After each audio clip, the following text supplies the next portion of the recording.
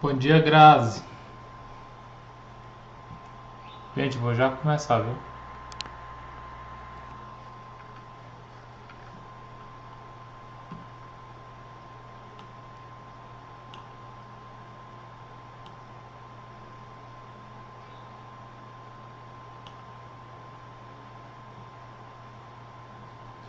Bom dia, Kézia.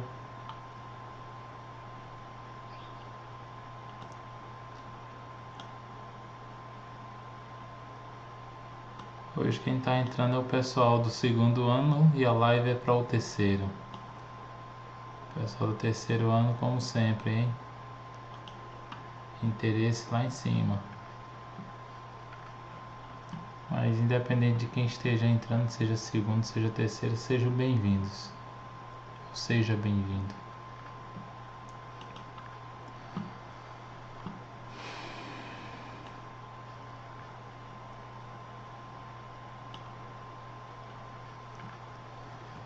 Alguém do terceiro ano aí já está presente? Dê um bom dia, porque isso vai servir como a sua presença.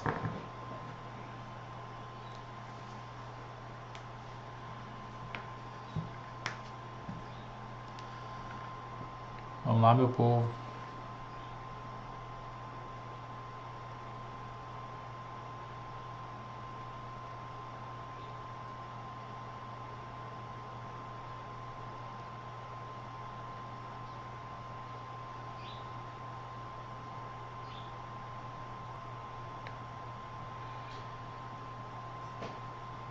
Gente, é o seguinte, eu vou começar aqui hoje, até porque essa live ela vai ser bem curta, bem curtinha mesmo. Nós só vamos falar aqui só apenas 4 slides.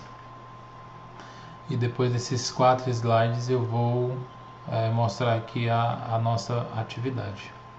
Então, começando. Na verdade só são 3 slides, né, de conteúdo. O que eu vou falar aqui vai ser com relação aos personagens na segurança da informação. Nós tínhamos até comentado rapidamente sobre esses personagens e o que nós tínhamos falado foi sobre apenas 2, que foi o hacker e o cracker. Mas obviamente existem outros e até outros que não estão aqui nessa lista, né? Mas eu coloquei os que mais são comentados na área da segurança da informação. Então, por exemplo, o primeiro mais conhecido, né, de todos, de forma bem popular, é o hacker. Então, esse especialista na área da informática, que geralmente o seu nome é atribuído de forma errônea, de forma indevida até, para crimes cometidos na internet ou crimes virtuais, né, ou crimes de computadores, enfim. Porque um crime em um computador pode ser cometido sem ser remotamente, né, sem ser pela internet.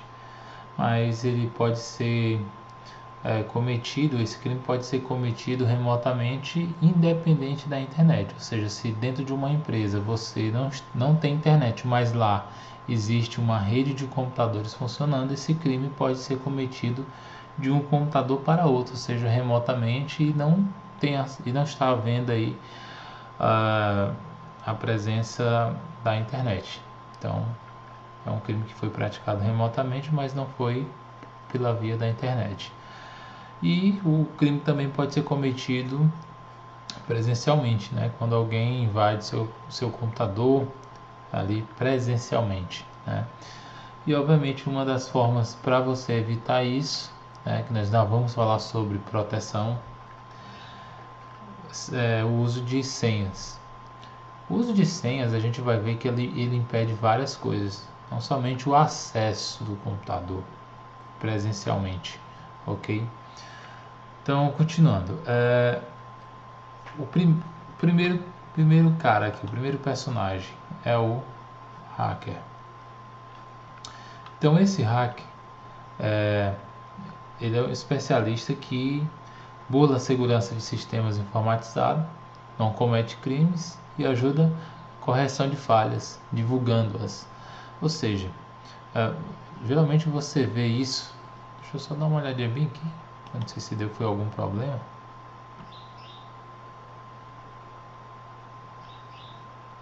Não está funcionando, né?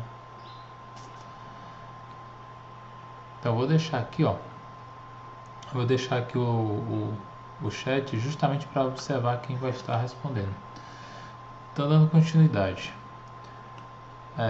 eu tenho a presença desses hackers em empresas, certo? Por exemplo, o Banco do Brasil ele contrata profissionais para tomar de conta da segurança desse banco. Segurança que eu falo computacional, sistema, né? O seu internet bank, o seu site, enfim. Então nós temos vários especialistas ali na área da segurança da informação. E esses especialistas nós chamamos, nós da parte da TI chamamos eles de hackers, certo? Porque essa é a definição do nome hack quando se iniciou. Felizmente, ao longo do tempo, esse nome ele foi, a mídia acabou modificando o sentido dele, certo? E aí, esse sentido que a mídia colocou é o sentido que é empregado para esse outro personagem, que é o crack.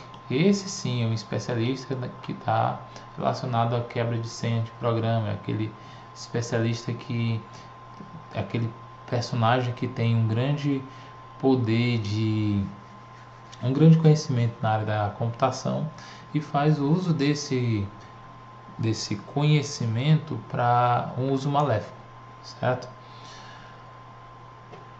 Um outro personagem é o guru. Então, por exemplo, tudo na segurança da informação é muito bem organizado. Então, os hackers e os demais personagens que nós vamos falar, eles tendem a seguir, a serem fãs de um determinado personagem. Que esse personagem eles chamam a comunidade hacker, né? A comunidade de personagens que fazem parte da segurança da informação. Tratam esse personagem como guru. Então, o guru é o maior nível da hierarquia. Um exemplo é o Linus Torvalds, criador do Linux. Então, se vocês na internet vocês podem estar fazendo uma pesquisa sobre o Linus Torvalds e vocês vão observar, esse cara ele é ainda vivo, né? Esse cara ele é fabuloso. Ele foi um dos criadores aí do Linux, certo? Mas é um cara sensacional. Então você pode estar fazendo uma pesquisa sobre a vida e obra dele, ok? Então hoje ele se intitula como um hacker, certo? Ele se intitula como um hacker e como ele, Senhor Jesus. Então como ele é um dos muito conhecidos no mundo, né? Muito respeitado. Ele está na hierarquia como o guru, certo? O outro é o Phreaker. O Phreaker, ele é especialista que burla sistemas telefônicos. Essa foi uma das primeiras formas de burlar sistemas, até porque o sistema de telefonia ele começou bem antes do sistema de computadores, certo? Então, quando existia somente o sistema telefônico, já existiam práticas maliciosas, né? pessoas invadindo, interceptando telefonemas, isso de forma ilegal. A interceptação telefônica ela existe de forma legal desde que ela seja autorizada por juiz, né? Mas quando não, isso é ilegal. Isso há muito tempo existia e ainda existe até hoje, obviamente, né? Então, quando você tem esse especialista só na área de sistema de telefonia, nós chamamos ele de freaker. O freaker ele já foi assim o top, né? Um cara bem top mesmo, mas hoje, né, com a decadência da telefonia, como nós conhecíamos a telefonia por pulso, ele é um personagem que acabou deixando mais de existir. Hoje, o que mais chama a atenção é realmente o hacker, que está relacionado diretamente, o hacker e o cracker que estão relacionados diretamente com a parte de computacional. Além desses, nós temos o Kader. O Kader, né? Kader é especialista em fraudar cartões de crédito. Então, cada um com sua especialidade. Na computação, por exemplo, ou melhor, na medicina, por exemplo, nós temos cada especialidade com um nome. Então, se você vai cuidar de, por exemplo, ossos, enfim, você vai ser um ortopedista, ali tem a sua especialidade. Se você vai trabalhar com coração, você vai ser cardiologista, né? Então aqui também não é diferente. Então o cara que se especializa em fraudar cartões de crédito, ele é chamado de Carder. Nós temos o Ares, que é o especialista em piratear softwares. Isso aqui, pessoal, geralmente as pessoas quando alguém fala, eu vou baixar um programa na internet, esse programa está lá aberto, está lá gratuito. Geralmente quem é especialista em fazer isso, e o Ares ele ficou muito popular, principalmente na época do CD e do DVD, certo? Porque o CD e o DVD foi uma mídia que, além das suas vantagens, de outras vantagens, né, como rapidez, qualidade, enfim, uma das vantagens que prometia era a segurança. Então, somente quem poderia fazer uma cópia era a própria empresa especializada nisso. A empresa que produziu o DVD tinha uns mecanismos de proteção que evitava copiar. Aí você fala, professor, mas eu não conhecia o CD e o DVD dessa forma. O CD e DVD que eu conheço, nós podemos copiar, né, gravar outro. Isso ficou popular depois que esse personagemzinho Ares, o computador tá lento, às vezes eu faço uma ação, aí ele acaba fazendo outra. Então esse especialista Ares, ele acabou quebrando esses DVDs, né? Bom dia, Letícia Lopes. Bom dia, senhor Mandrake, que eu não sei quem é, né? Espero que você coloque seu nome, porque na frequência que eu estou assinando aqui não existe nem o senhor Mandrake, né? Bem, existe o Lamer. O Lamer é aquele iniciante que costuma ser afoito e achar que sabe de tudo. Então, o cara está começando lá na segurança da informação, porque ele sabe um pouquinho ali de informática, ou conseguiu, fazer qualquer ação que ele acha que é muito grande, né? Ele já acha que sabe muito e já se torna afoito a querer fazer coisas, né, sem tomar primeiramente segurança. Então quem vai geralmente cometer seu Luiz Gustavo Mandrake, valeu. Então o cara, quando vai fazer qualquer ação na parte da segurança da informação, o primeiro cuidado que ele toma é justamente em se proteger, porque talvez na ação que ele vai fazer, ele acaba sendo a vítima, né?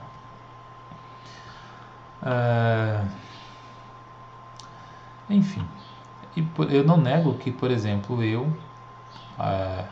já acabei passando por essa situação, certo? Uma vez, por exemplo, eu estava fazendo algumas observações na internet e aí acabei sendo vítima, certo? Estava fazendo algumas ações a fim de estudos mesmo, nada que comprometesse ninguém, obviamente, né? Mas acabei sendo vítima. Eu acabei tendo o computador atacado por um ransomware. Todas as minhas informações elas foram criptografadas, certo? Bem, o último personagem aqui da nossa lista é o Script Kidd. O que é o Script Kidd? Ele não é iniciante, né? O Script Kidd ele está acima do Lamer, mas também não sabe o suficiente para ser considerado um hacker. Usa o que sabe para cometer pequenos delitos e perturbar os usuários da internet. Gente, Script Kidd justamente porque ele dá essa ideia de garoto escrevedor, garoto que escreve, né? Porque geralmente não, a pessoa ser bom na área de segurança da informação, para querer chegar no nível de um hack, você tem que ser muito bom em muita coisa da computação. Você tem que ser ótimo em sistemas operacionais, você tem que ser ótimo em programação, você tem que ser ótimo em rede, certo? Isso nós temos até aqui no próximo assunto. Continuando aqui, ó. Então, como surgiram os hackers? A nossa live ela vai durar muito pouco, viu, pessoal? Até porque já nós professores do IEMA, nós temos uma reunião. Então vou até agilizar mais um pouco. Então, como surgiram os hackers? No início dos anos 60, programadores do MIT se auto-intitularam de hacker. O termo hacker naquela época era usado para definir alguém muito bom no que fazia. Se o significado original não fosse desvirtuado, hoje teríamos hacker em diversas profissões. O que nós estávamos falando ainda há pouco. O problema é porque a mídia, a população começou a pegar esse termo hacker e atribuir um valor negativo, né? Mas o hacker são aquelas pessoas que têm um grande conhecimento informático, foram elas que criaram a internet, ok? Então, nesse sentido, os hackers foram os que criaram e mantêm a internet funcionando.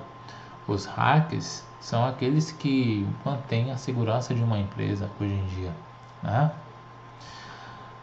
Na década de 80 surgiram os primeiros vírus populares e as primeiras ações hackers feitas por grupos.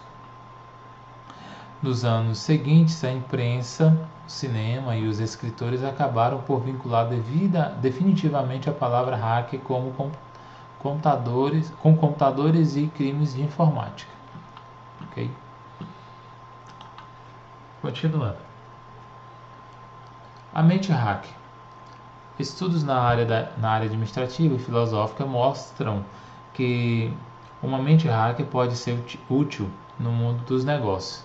O mesmo entusiasmo com que o hacker tem ao passar horas em busca de uma forma de quebrar a segurança de um sistema pode ser usado na concepção de um novo produto ou campanha de marketing. Pessoal, uma característica da personalidade hacker. E tem gente que fala, eu vou ser, meu sonho é ser um hacker, né? Meu sonho é ser um hacker, mas você coloca um problema para essa pessoa resolver e essa pessoa com 2 segundos depois ou 2 minutos depois, ela acaba abandonando isso. Isso daí não é personalidade de hacker e provavelmente pessoas desse tipo não vão ter êxito nenhum, né? Porque para a pessoa ser considerada hacker é aquela pessoa que, primeiro, nós já falamos que tem que ser um bom programador. E uma característica também de um bom programador é justamente você sentar a bunda na cadeira e começar a resolver problemas, buscar uma solução. Nós já pagamos uma disciplina, por exemplo, que era Introdução ao algoritmo, que era bem básica, muito básica. Vocês até têm uma noção de como é já escrever programas, escrever software, desenvolver software. E você tem diariamente ali diante de si apenas uma linguagem de programação, e com aquela linguagem de programação você vai ter que buscar soluções. Tudo isso de forma escrita, ok? Então, para você ser um hacker, você tem que ter essa paciência, você tem que ter esse foco em olhar para um problema e buscar uma solução sem abandoná-lo tão facilmente, certo? Então, pessoal, esses 3 slides eu criei aqui ele para falarmos sobre esses personagens, e eu vou passar aqui a atividade agora para vocês. A atividade será essa aqui, ó. Vai ser a nossa primeira atividade, não é segundo semestre, perdão, segundo período, corrigir aqui, ó, segundo período. E aí, falando nisso, eu quero até aproveitar para esclarecer uma coisa. Gente, com relação às nossas atividades, as notas de vocês já estão todas disponíveis lá na plataforma. E essa nota que está disponível, ela é a AV2. Bom dia, Carlos Alexandre. Ela é a AV2 do primeiro período, certo? Ela é a AV2 do primeiro período. Aí vocês pegam essa atividade agora aqui que nós estamos falando, atividade 1 do segundo período, ela vai ser a nossa primeira atividade para a AV2 agora do segundo período. Aí você me pergunta, professor, e as pessoas que não estão fazendo nenhuma atividade, não estão assistindo aula, como é que vai acontecer? As pessoas vão ficar sem notas? Não vão ficar sem notas, obviamente. Quando retornarmos presencialmente, essas pessoas vão fazer atividades. Porém, quem está acompanhando tem uma grande vantagem. Porque o conteúdo que eu estou passando para vocês é um conteúdo bem mais resumido, bem mais fácil. Você observa as atividades que eu estou passando para vocês, são todas atividades bem simples, diferente daqueles que vão receber atividade presencial. Então, quando chegarmos você que já fez essas atividades, tem lá a sua notinha na plataforma, beleza, tá de boa, ok? Você está de boa, já tem a sua nota. Quem não está fazendo, quando retornar para o presencial, vai fazer atividade, e esses alunos vão estar correndo contra o tempo, porque imagino a quantidade de trabalhos que eles vão ter em pouquíssimo tempo para desenvolver, certo? Então vai ser uma loucura, certo? Então você está fazendo isso agora, está fazendo tranquilamente, um temazinho bem tranquilo, certo? Você está de boa. Outra,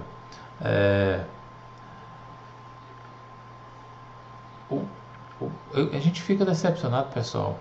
A gente fica decepcionado. Deixa eu até trazer aqui para vocês, porque assim, o professor Juan até criou uma plataforma. Nós, professores, estamos buscando dar o máximo de conteúdo para os alunos.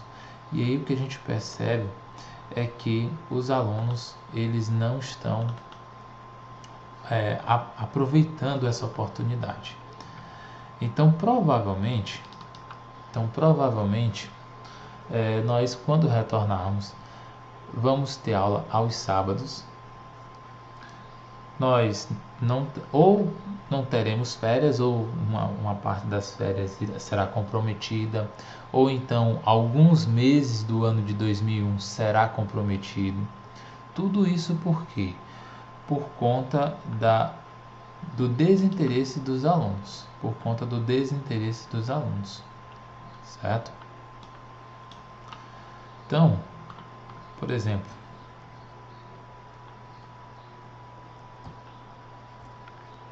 a primeira atividade que nós fizemos na 301, 36% não fizeram atividade.